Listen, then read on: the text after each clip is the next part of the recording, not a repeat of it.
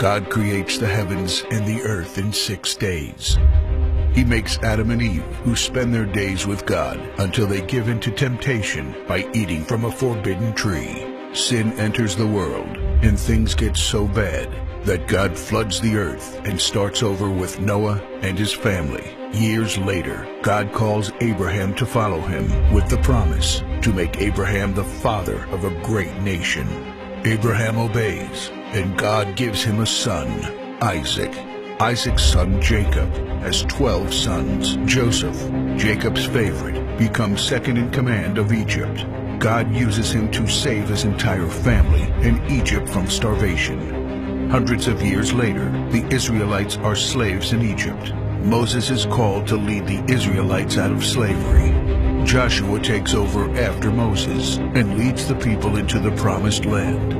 After Joshua, God raises up judges, temporary military leaders like Deborah, Gideon, and Samson, who protect and fight for God's people. The people tire of this leadership, and they call for a king. God gives Israel King Saul, King David, and then King Solomon. But it's all downhill from here. The people rebel. The kingdom of Israel is divided, and everyone turns their back on God. Prophets like Elijah, Isaiah, Micah, and Jeremiah warn that if people don't repent of their sins, there will be consequences. But the people ignore their warnings. The divided kingdoms are conquered, and God's people face captivity in foreign lands.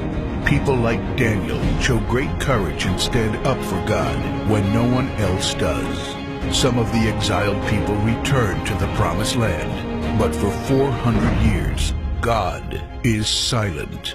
No prophets, no miracles, and no angel visitations. But then, the silence is broken when Jesus is born. He lives a perfect life, teaches truth, and performs miracles, proving He is God.